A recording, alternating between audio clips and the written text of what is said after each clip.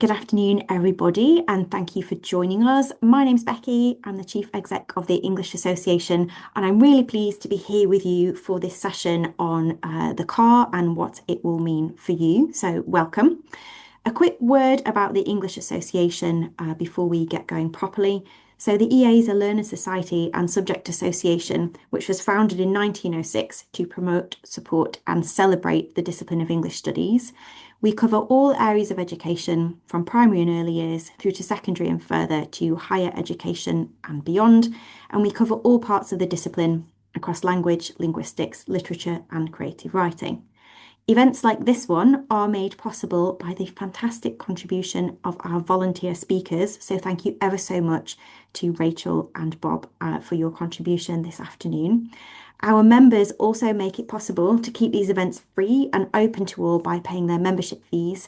So if you would like to contribute to the national conversation about English and help support our discipline, please do consider joining us.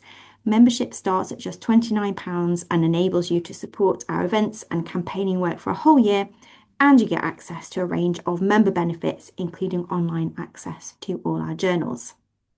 Okay, now I'll turn to our speakers for this afternoon. So, Robert Eaglestone is Professor of Contemporary Literature and Thought at Royal Holloway, University of London, and is the EA's lead for cross-sector educational policy. And Rachel Roberts was an English teacher for 10 years before moving into higher education, and she's now Associate Professor of English Education at the Institute of Education at the University of Reading, and Rachel is also a member of the EA's Higher Education Committee. Okay, that's enough from me. So I will now hand you over to be in the capable hands of Bob and Rachel. Thank you. Hi, so nice to be talking to you on Zoom. So we've got kind of three bits to our session this afternoon. First, I'm going to talk for a little bit just about the car and importantly the DfE's response to the car. And then Rachel's going to talk a little bit about those things too. Then we've got three or four questions that Rachel and I are going to kind of work through in conversation, and then we're going to be open up to questions from the floor. And as Becky said, we'll be over by 5:30.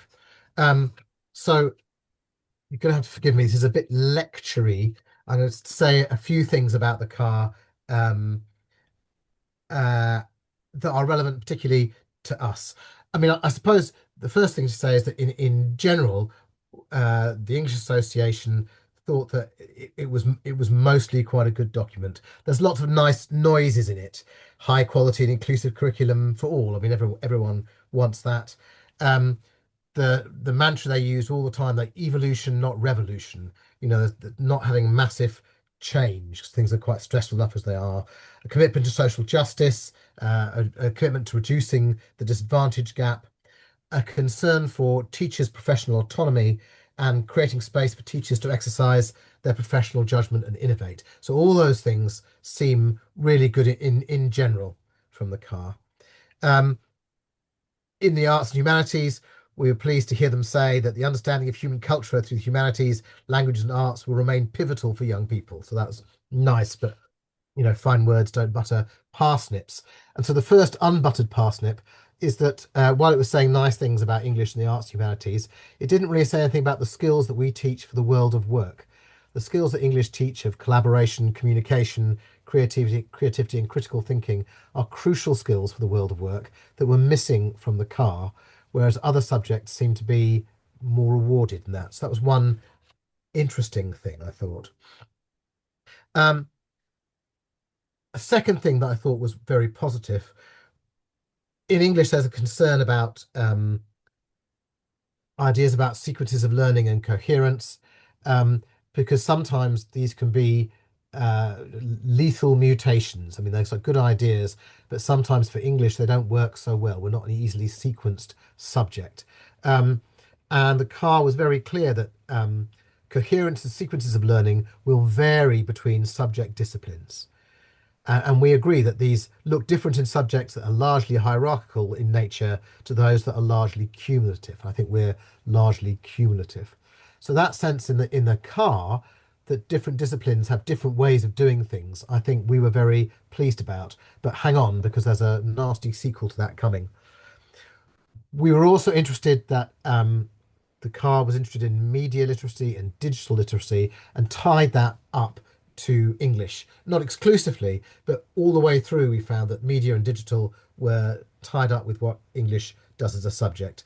And there were some hints too that English and citizenship were linked. The car had a big concern for citizenship education, and I guess we are on the involved periphery of that for English.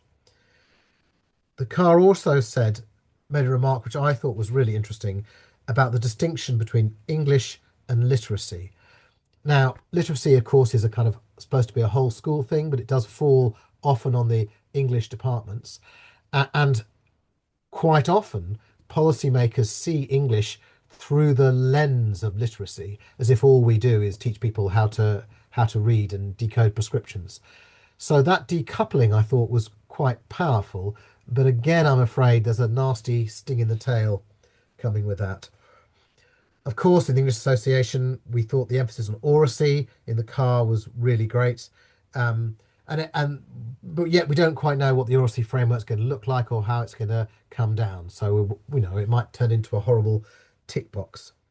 Um, we like too that the requirements for speaking and listening are being given greater clarity and the curricular aims and outcomes are better specified. So speaking and listening looked after more.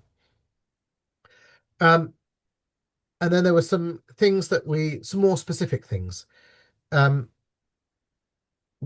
we were slightly anxious about the interest in phonics. In the English Association, we believe in a kind of a balanced reading curriculum.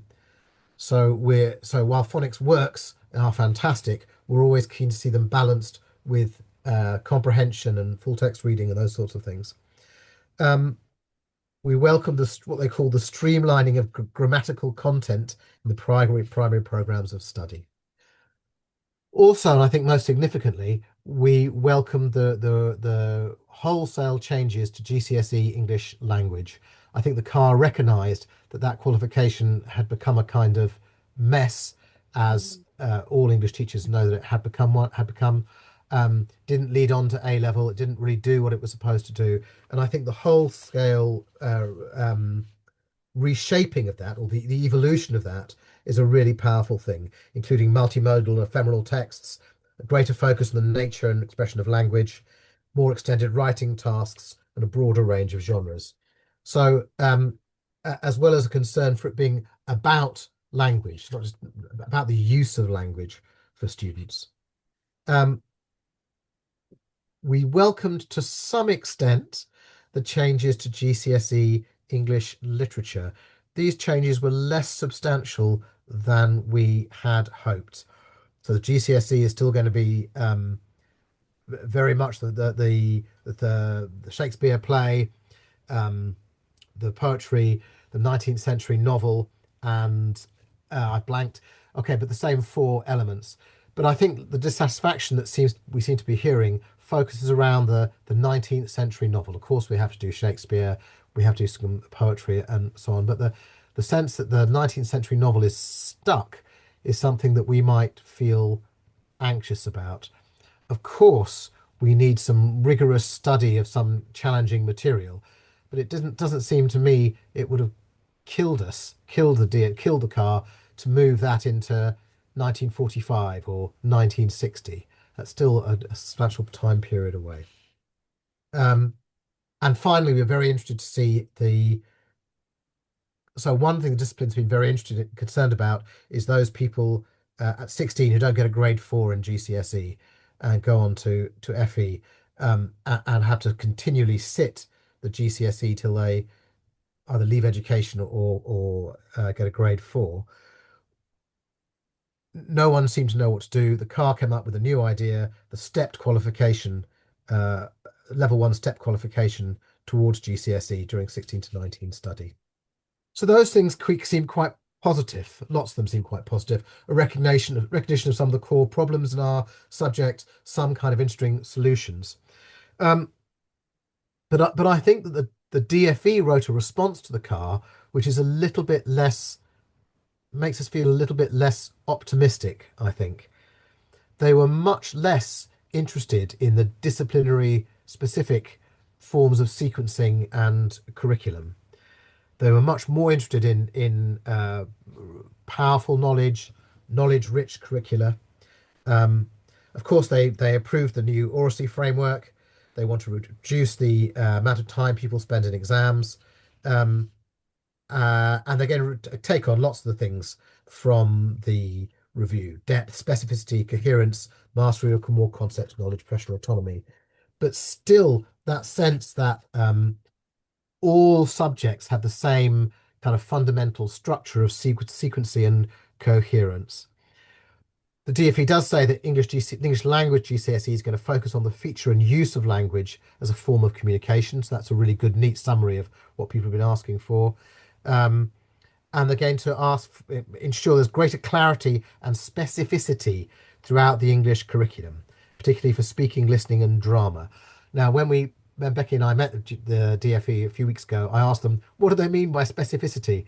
And what they basically said was making what's implicit explicit. So where the curriculum before had been kind of gnomic and hard to understand, they were going to try to break it down into clearer steps. Now, I think that's a good thing, but of course, like everything, I can also see there might be bad sides to it. It might become so steppy and tick boxy that it destroys that kind of teacher autonomy. But generally, that idea of specificity, I think, is quite powerful. Um, and again, they confirmed the Shakespeare 19th century novel, poetry and fictional drama from the British Isles from 1914 onwards. So that was a very quick speed through the car and the DfE's response to the car for our discipline. Um, and now I'm going to pass over to Rachel for some reflections on what those might actually mean. Mm. Thank you, Bob. Yeah, I think there's an awful lot for us to sort of mull over. I think one of the perhaps a key message that I might want to communicate to any colleague working in school, whether you are head of department or curriculum lead or just an interested teacher of English, is that I now might not be the right time to throw everything out and start again and rewrite your curriculum, because we don't know yet what this is actually going to look like in terms of the national curriculum itself, the revision for which should be published. I'm just looking at the timeline in spring of next year. So this time next year for the first teaching for September 2028, the revised national curriculums, specifications for GCSE will be first taught in the first phase, assuming that English is going to be in that first phase, and I guess it will be in September 2029. So we've got a long time for to work things out. So I suppose talking to colleagues working in school, I've been trying to pick their brains a little bit about how they feel about things. I think they're quite worried about pressures for them having to sort of throw everything out and start again. And I suppose I would like to frame this as an opportunity to reevaluate the curriculum that you provide for your children, and have a long sort of run into that. And this is maybe a good starting point, without sort of turning up tomorrow and saying, okay, we're not going to teach that anymore, because you don't quite know what it's going to look like in terms of the assessment, or what the stipulations and that specificity that Bob's talked about will come through from the actual policy documents. So we have got time, but now might be a good time, or from now onwards, to look at what you do. And quite a big take a step back and do some auditing, perhaps, of your provision, maybe especially at Key Stage 3. I think that's actually where we in fact, that's always where we've had more freedom in terms of what we can teach and how we can teach it, compared to Key Stage 4. And we've still got those restrictions that we'll have around exam specifications. But Key Stage 3, as Mary Meyer has published quite a lot of things recently about making Key Stage 3 actually much more important, making it I think she calls it something like the intellectual powerhouse of the secondary school curriculum. And now's a good opportunity to do that, to really evaluate what we are doing at Key Stage 3. So I think my starting point for colleagues would be thinking about that. Well, what have I got so far? What do I do at the moment? What do I want to change within the parameters of the things I'm going to have to change or bear in mind in terms of my curriculum, and working towards progression across the key stages. So I was really interested in something. I happened to be teaching this afternoon my PGC students, and we were looking at the Key Stage 2 curriculum and thinking about how that works in leading into a Key Stage 3 curriculum. And one of the key things, of course, is that there's a mismatch, particularly around the teaching of grammar. I think one of the really positive things coming out of both the CAR and the DFE response is that they will reevaluate the teaching of grammar at Key Stage 2. They're going to look at the assessment that currently exists at Key Stage 2. And there's a possibility, I can't remember where I read it now, that some of the more complex grammatical concepts will actually be better placed in Key Stage 3. Because at the moment, I think what tends to happen is that there's an awful lot of hard work that goes into the teaching of explicit teaching of grammar and grammatical concepts at Key Stage 2, because they're geared towards those SATs tests in May of Year 6, that then is sort of forgotten about or sort of left or not built upon in a way that we could be really productive at Key Stage 3. So I think that there's a little bit of an own goal that we can. This is a good opportunity to sort of revisit that and think about how we might teach it, which it could absolutely then feed into a renewed vision of teaching of language. And we know we're going to get these fundamental changes to the GCSE for English language. I think these are actually all positive. Inclusion of some multimedia text, ephemeral texts. And those of you who've been teaching for a while, you may remember this. This is something that we used to do. We used to do this regularly. We used to do it really, really well, I think. And I think we are absolutely in an age where we have to equip our children with the skills to read all kinds of texts and perhaps understand what they might be saying or might be implying that might not necessarily be obvious. I mean, obvious thing to reference there is use of AI and fake news and that kind of thing. So I think there are absolutely lots of opportunities that we can take to reassess what we do and make it better for our children, even though at the moment we're not quite sure exactly the sort of minutiae of the stipulations that will come from the policy documents in the next year or so.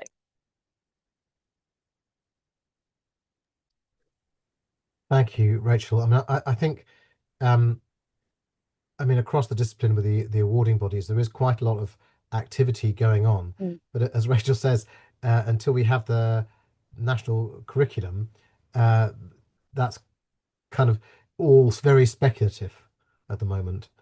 And we know that the CAR and the DFE's response to the CAR is absolutely going to shape the new national curriculum. And we know that the national curriculum is going to be out for public review in the summer, or the first kind of round of public review. So Rachel, I might just ask you a few pre-prepared questions, if that's okay, for us to discuss. Sure. So one thing is question about balancing the CAR's encouragement to include a more diverse range of authors, including, it says, local authors, as well as media and digital literacy, oracy and drama in English. I mean, that seems a lot of added content to me.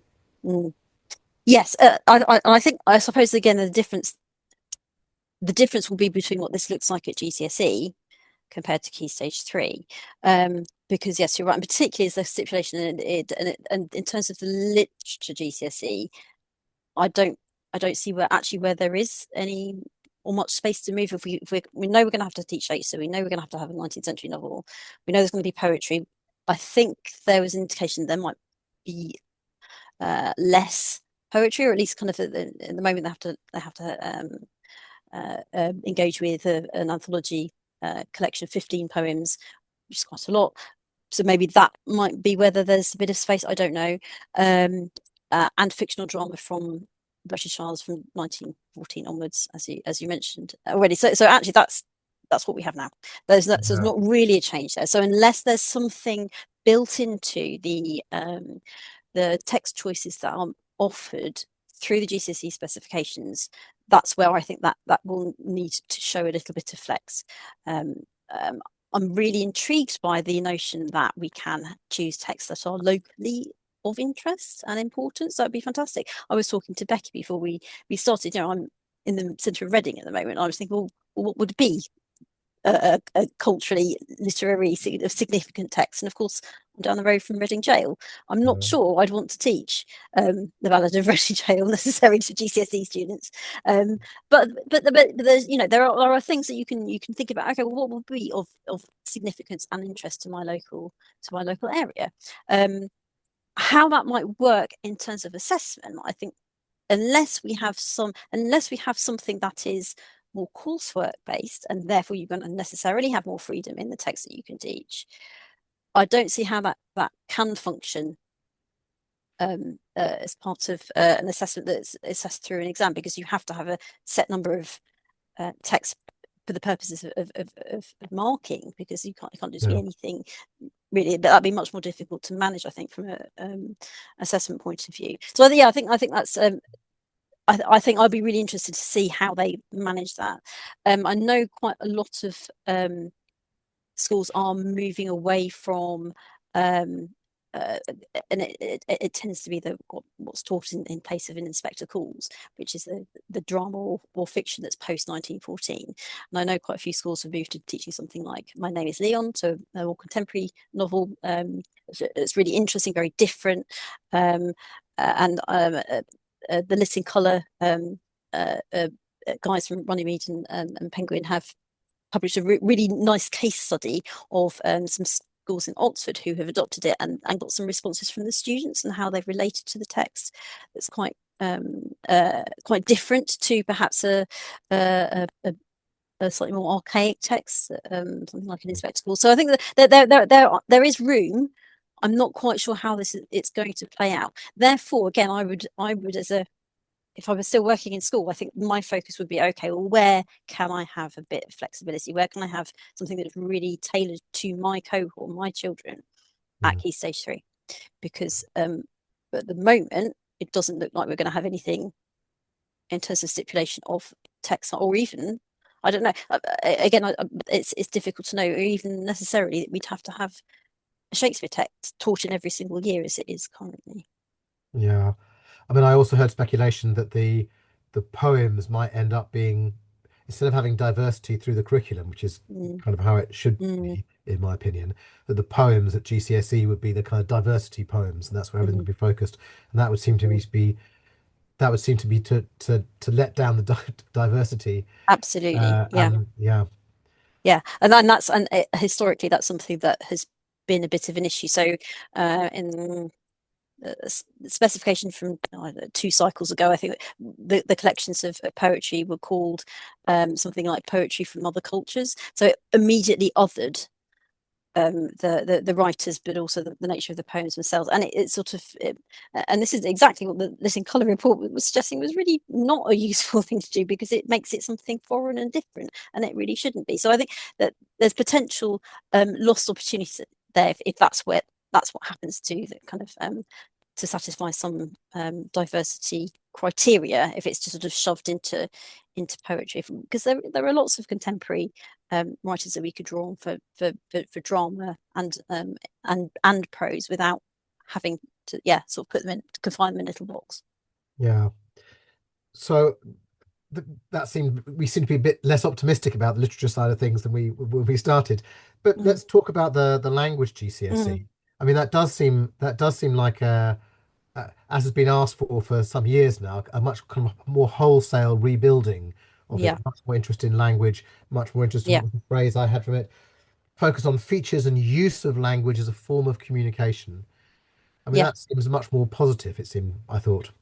I agree, and much more sort of in line with the approach taken at A level for A level language, which is learning about language and what language does and how it functions, not the weird thing that we have at the moment, which is actually half of which is literature. So it doesn't, at the moment, it doesn't work, and therefore recalibrating that and including things like ephemeral texts, things that are considered sort of more transient than something that's although at the moment that what counts towards that is something written by a newspaper report written by Dickens from the 1840s. So I think yes, sort of bringing this stuff into the 20th century, 21st century even is definitely an improvement. but I liked the way that it was phrased, and it was learning about language as well as and what language does, in the same way that Oracy framework, I assume, is going to adopt many of the recommendations from the Oracy report, which include, that it's learning to talk, but also learning about talk and learning through talk.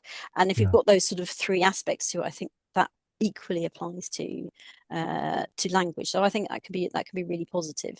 I think it's been a real gap actually in provision for GCSE over the last 10 years of not having something that looks explicitly at language and recognizing that language exists in more than one form, and therefore we do need to look at multimodal texts.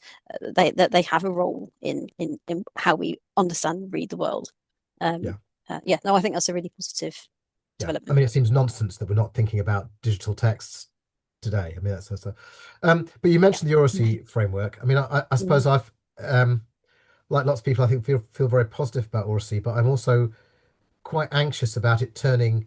You said learning through talk and learning to talk and learning about talk. Yeah. I suppose people's concern is that once it gets put into a curriculum, it becomes, learning to talk, the rules of debate, all these kinds of things, rather than, learning through talk, rather than kind of dialogic forms of education. I mean, speculate about that. That's a difficult. I think there's a potential danger that we just end up teaching rhetoric or a version of rhetoric that sort of speaks to that. I think if and again, this will depend entirely on what the framework says, if it recognizes the role that oracy can have in all different kinds of talk for different purposes, not just about giving a speech or giving a talk, trying to persuade somebody to do something, that has multiple dimensions, and that needs to be sort of mirrored or taught through something that is dialogic, and therefore it functions in terms of how you learn. It has to feed into the pedagogy. I think we need to hold on to that. Our subject is fundamentally, it has to be constructive, it has to be dialogic. Otherwise, what we do, we tell them what the answers are to the questions about how Romeo is presented in Romeo and Juliet. That's not the function of English, whether it's literature or language. So I think that needs to be recognised, and we need to capitalise on that. So I think we need to be careful, yes, about how that looks in terms of assessment. What I'm a little bit disappointed by is that there's not an overt statement that speaking and listening or spoken language will be weighted in the way that it used to be for GCSE. It doesn't look like that's actually on the cards, but that spoken language will still be assessed. So, which sounds like what we do at the moment, and that actually is not great, because they have to do a talk, and they have to have dialogue and be asked questions and things, and that's recorded.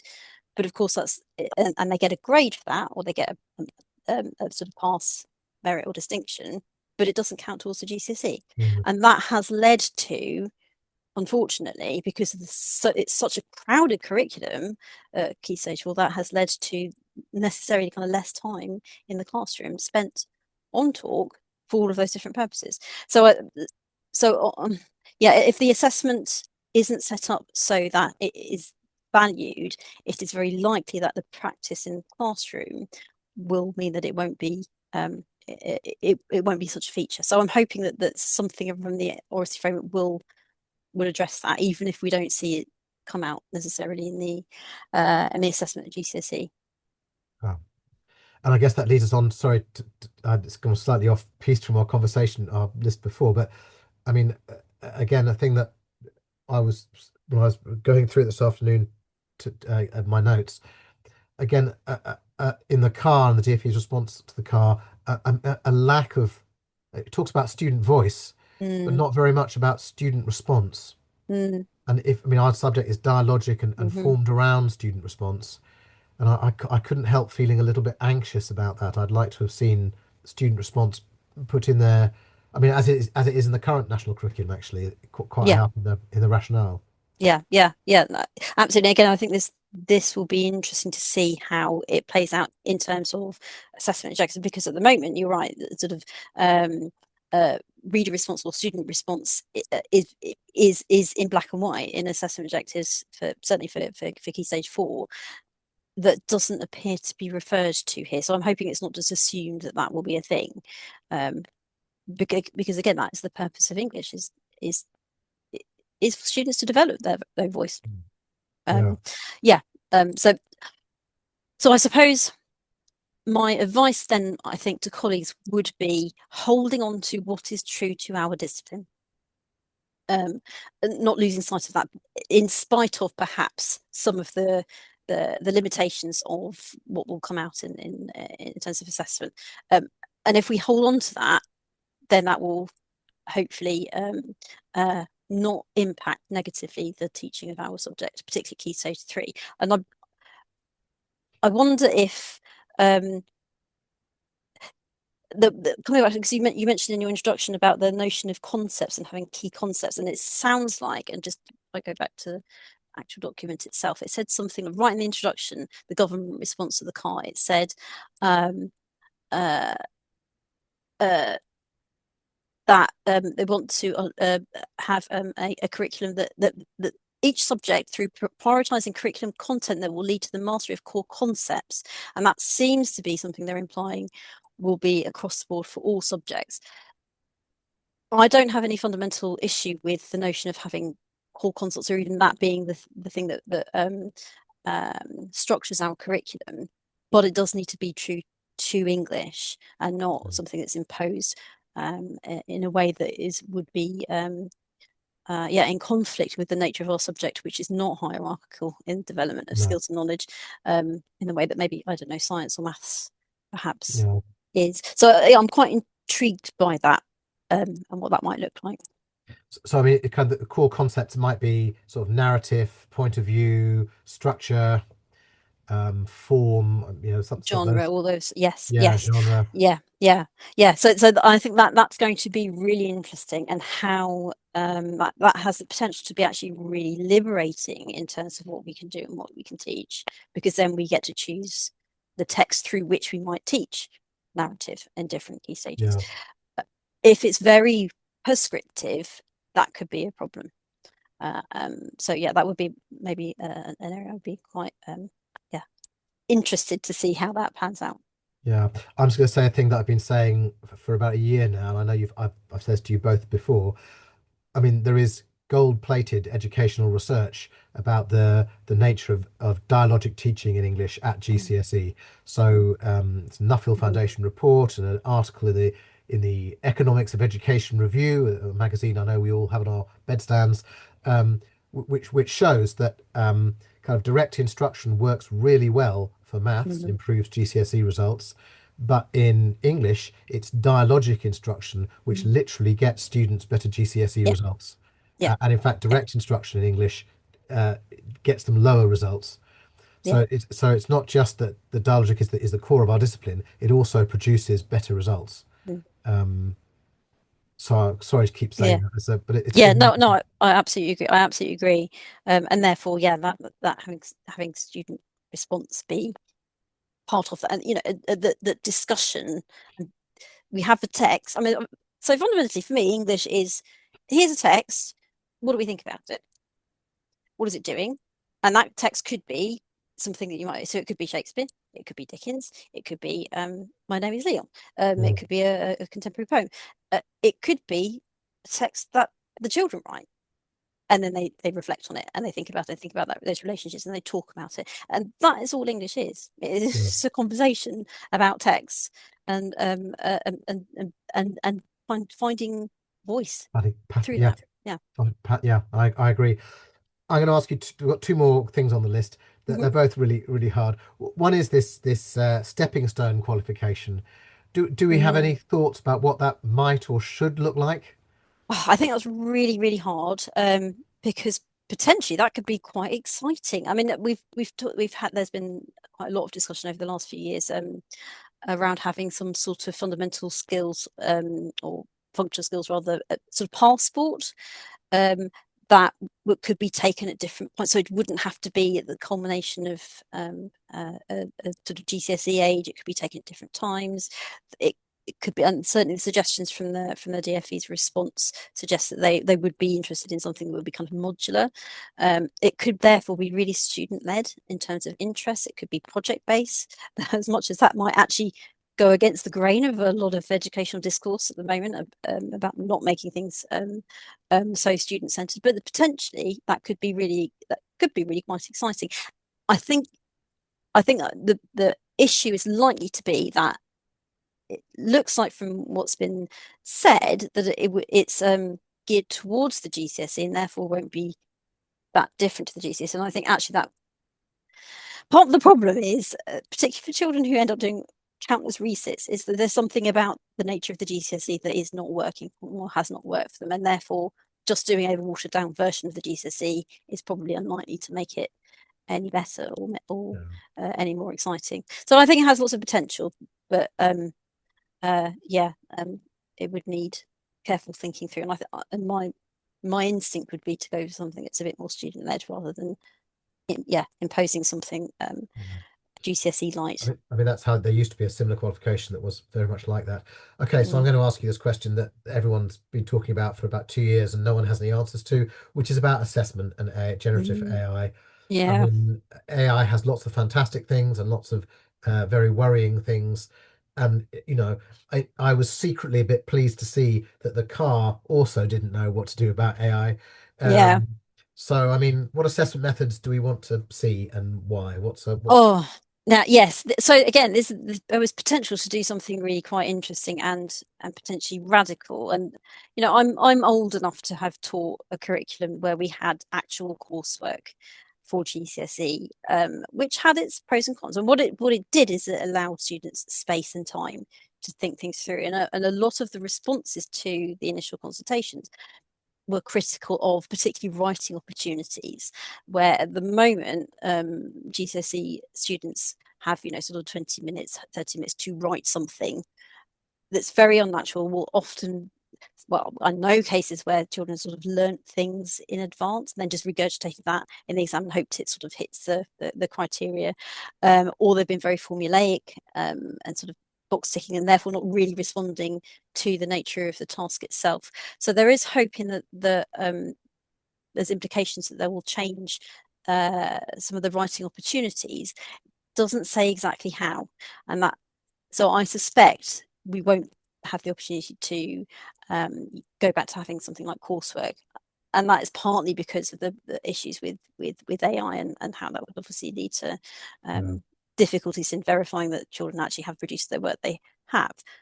We could have something that is similar to art. Art has coursework, and that would be more like system that we had in between the reforms that we've most recently had with controlled assessments, which, and I taught those, and they were also slightly problematic, and because what they did is they sort of narrowed the curriculum down over sort of effectively year 10 just became doing these sort of little blocks of work. But I think there is potential to have something that might replicate that, would just give them a bit more space to respond to something in a written format that could be really creative, that will give them opportunity to plan something, to edit it, to go over it, change their mind in a way that would replicate more sort of real world writing circumstances. So I don't think there's really an answer to, and AI is the big problem, I suppose, in implementing that, alongside potentially an increase in teacher workload. And obviously that would be something that we'd want to avoid where possible. But I think there would be solutions to that. And I suppose the jury's still out a little bit on how we might utilize AI. I mean, there are things that you could do in terms of using AI as a way of generating feedback for written work that you could capture the whole conversation. That you might put in prompts to ChatGPT and get something back and then change it. And so there could be a way of using AI as a tool for writing. I don't know how that would look, and it's probably too early for many of us to really know how that might function in a way that's going to be effective. Shall we open up the floor to questions. Shall I go through the chat and draw things out? Would that be the best And I thing? don't think, and the other thing we haven't really mentioned was the year 8 reading test, which Yeah. is which is the kind of that was really a curveball, I think, for me anyway. Like, well, where did that come? Why year 8 particularly? I suppose, I mean, it says in the response that this will be a test of fluency and comprehension. I'm not quite sure how fluency is going to be assessed. I think that's quite an interesting prospect. My worry is it will be the thing that distorts Key Stage 3. So back in the day, early noughties, we still had SATs for year 9, so the end of Key Stage 3. And what happened, and I know because I went through it and taught it myself, it distorted Key Stage 3 towards these quite narrow exams. They're not quite the same as what happens at Key Stage 2 currently, but they were similarly kind of very prescriptive and quite narrow. And it did make the whole of Key Stage 3 sort of miserable in that we were working to this quite narrow exam. So I'm worried that could happen again for year 8. It says in the response that the results are not going to be published, so they shouldn't form part of league table data. Therefore, I think schools will have to, I think particularly heads of English will have to have conversations with their SLT about how the data is going to be used. Is it going to be something that is then tacked onto performance management? I think that we need to be really, really careful that this doesn't become something else that actually isn't very helpful for either measuring progress or thinking about teaching and learning from year 7 to 8, because we don't want to ruin the first 2 years of secondary school either. Yeah, no, that's a really good point. It did come out of nowhere, I think, and I think even the my colleagues who work on teenage reading were surprised and not entirely in favour. But so if we go to the chat, so please feel free to put questions into the chat as much as you like. So we've got the lit in colour report. Elizabeth Draper agreeing that assessment and weighting accreditation is extremely important. I think that's right. I think also that might well be one of the problems with the oracy framework, which sounds like it's not going to be assessed, which might be complicated. The link to this article, and I think if you're a member of the English Association, there's also a digest of this article in much clearer language available as well. Mary Jo Bradford, we're glad we're seeing English GCSE focusing on the function of language again. We welcome even further change, including analysing spoken language again. Interesting that so many of our language texts are plays. We focus a little on talk. Yeah, I think that's a really good point. Rachel, go on. Yeah, no, absolutely. We used, and again, in previous iteration of the GCSEs, we did have for a short time it was a controlled assessment on spoken language, and that spoken language that was really innovative. It was a bit scary, I think, for a lot of colleagues, including myself, who had an entirely literature background. Suddenly we had to deal with paralinguistic features and all sorts of things that felt very foreign. But actually, it was really positive because they had to look at and analyse a conversation that would occur naturally in their own environment, and so that could be a conversation on social media, or it could be something that they've recorded and transcribed. So this is really kind of proper linguistics, really. I thought that was always really exciting, and I was really sad to see that sort of went. So that, again, that's something that it would be great if it's included as part of reformed GCSE English language, but it's something that we could fundamentally build into Key Stage 3 and looking at language diversity. That might be an area or a way for thinking about locality as well, and difference, and thinking about things like accent and dialect that are, again, fundamental to how they are in the world. So I think that's quite an exciting opportunity potentially. Like that fantastic Manchester language project, which name has temporarily escaped me. It'll come back to me. Charlotte Crabtree focuses on a remark you made, Rachel, about discourse not making things so student-centred. Do you want to name some names? I think there has been a rhetoric over the last 10 years or so. I know this has come partly from the kind of the changes that we had from the, I'm not going to mention his name, previous Secretary of State for Education. That's not really interested in student, I don't think. It was much more directional and these are the things you need to learn. These are the classics you need to know about this, and as a way of um, uh, improving cultural capital, which I think actually is a spurious argument as it happens. So I worry that there is a certain kind of educational thinking that sees that as somehow fundamentally wrong. That children don't know things, and therefore our job is to tell them the things so they learn the things. And I don't think that's how English works. And again, maybe I can't speak for other subjects. I'm an English specialist through and through. That's not how our subject really works. You can know lots about a text doesn't mean to say that you can really respond to it. I think that's the fundamental difference. I'm currently writing a book about Louise Rosenblatt, which that's her kind of her sort of division between different kinds of knowledge, that we can list all of the things we want to about Great Expectations, but you need to be able to respond to it and have some sort of reaction to it, some sort of interpretation of it for it to be doing what English can do. And that's where it needs to be student centered. And I think that there are certain people who find that quite, I think, I don't know, scary, I guess. Yeah. I don't know if I've answered the question or not. No, but I agree. I agree with you completely. Sheila Winstanley, beyond whiteboards and cold calling, might the car give us more interesting approaches to formative assessment in English? Yeah, yes, and I know, and retrieval. It's not that there's fundamentally anything wrong with it. There's the Rosenstein's principles of instruction, right? And that has been, in some cases, I think, just taken and plonked in across as a whole school policy. Everybody must do this in this particular way. And actually, Rosenstein wrote specifically about English and how English is actually slightly different, and the things that might work in maths, say, don't really work in the same way for us. You can't do it in quite the same way. So I think there is a problem if schools just sort of adopt a whole school policy and everybody has to do everything at the same time in the same particular way. So potentially, to answer your question, there are opportunities, I think, for more formative assessments and different ways of assessment. We are going to be tied to whatever the GCSE exams look like, and it does look like, from everything that's come out so far, that we are going to really have effectively what we have now in terms of it all being terminal exams, rather than something that might be more modular or more coursework based.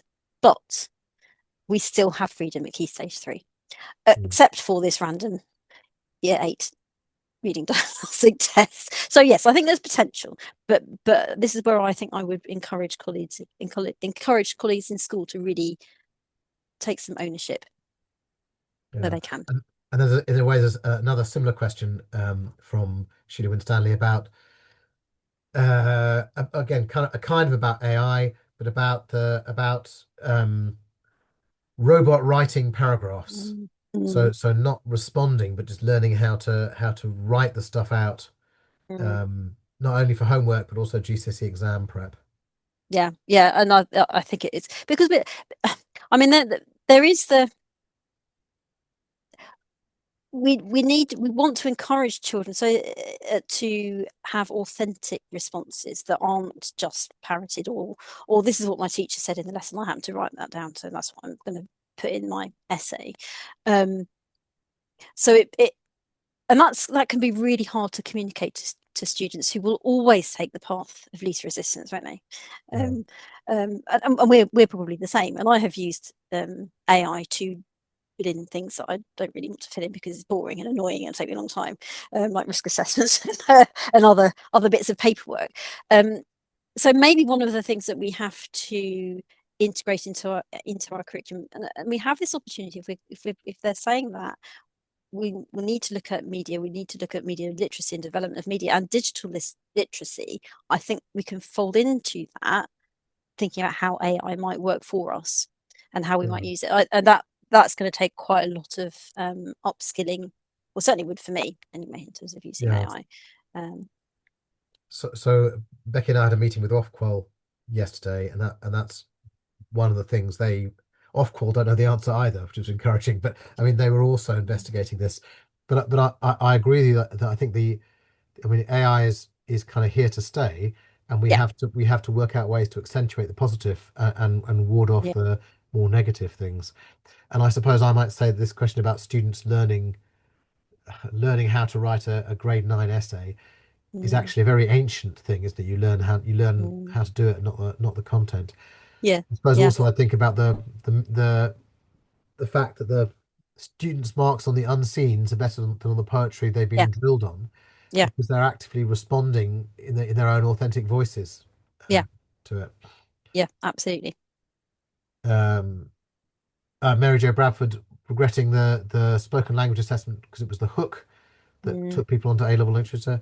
Elizabeth Draper, Magic of Voices, of course, that's what it's called. Uh, any thoughts on where the local interest in local literature has come from? Strong echoes of curriculum for Wales. Interesting. mm. And, um, Yeah, yeah. I'm not that familiar with Wales and the curriculum, but yes, I'm aware that that's a thing.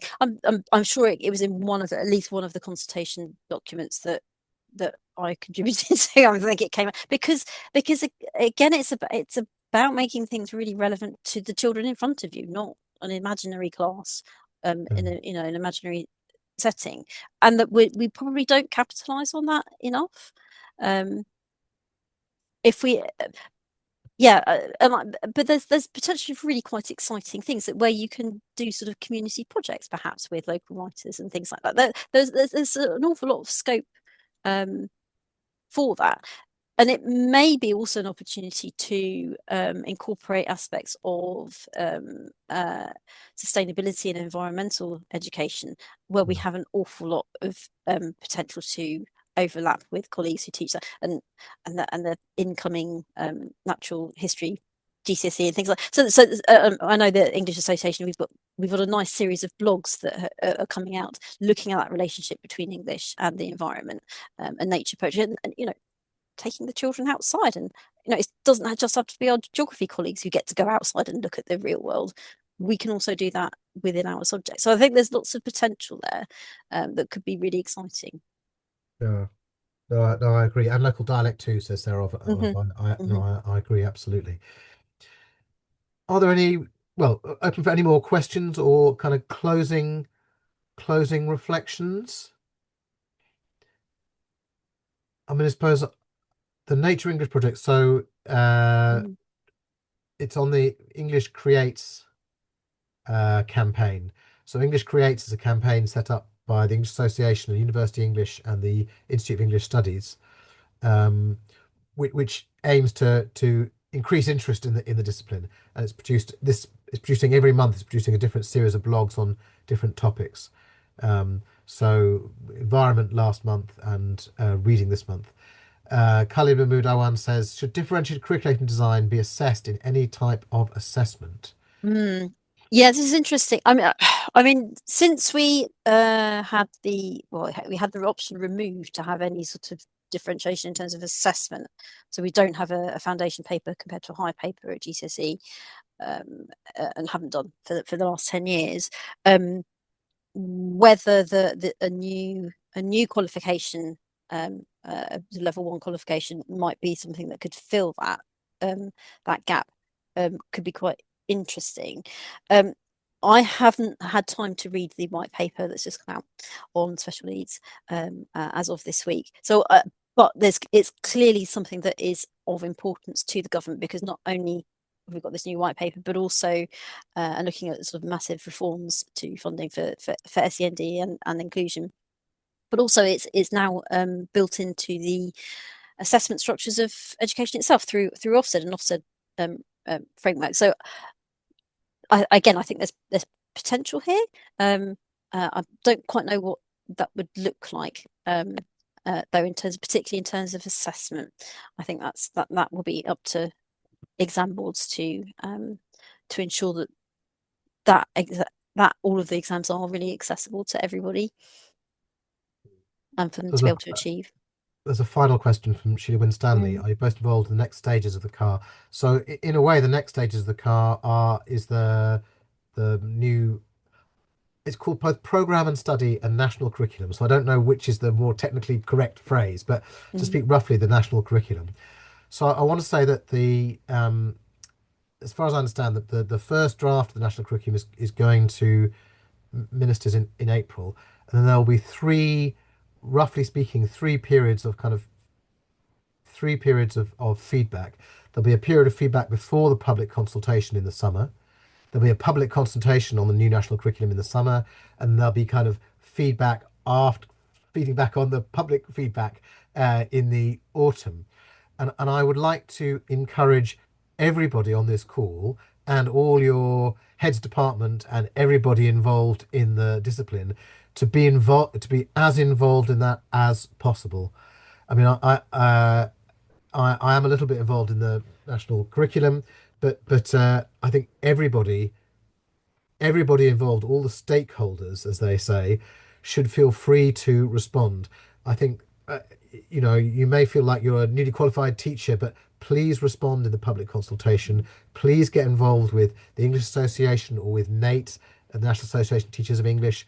Please get involved and feed back on the national curriculum. It's going to be the document that shapes our discipline for the next 15 years or so, and it's really important that we work as hard to get as much of our voice into it as possible. Um, it's a member of the English Association, is one of the two drafters of it, Matt Carnaby. Um, and I think the English Association's position is we regret there weren't more drafters. There are, I think, 6 for history and 10 for PE, but we're working to support Matt as much as we can. But one way in which we can support him is by throwing in all our ideas and all our responses, everybody. And I really, really want to stress that. Um, F.R. Leavis, famous literary critic, said disagreements is a means of support, and I really agree with that. So we are a bit involved, but everyone could and should be involved. I'm sorry, that was going to a sermon. Uh, Becky. Thank you, Bob and Rachel. We've absolutely got our money's worth out of you in that hour. You've worked really hard. Thank you ever so much for sharing all that information with us. And thank you to everyone who joined us and asked us all those brilliant questions. We really do appreciate it. On our website, you'll find a section dedicated to our work on curriculum and assessment reform, and that will keep you up to date on all the things that we're doing to represent the discipline in the national conversation about assessment and curriculum. So, thank you all very much, and we will see you again at another session in the future. Thank you. Thank you. Thanks, everyone. Thank you.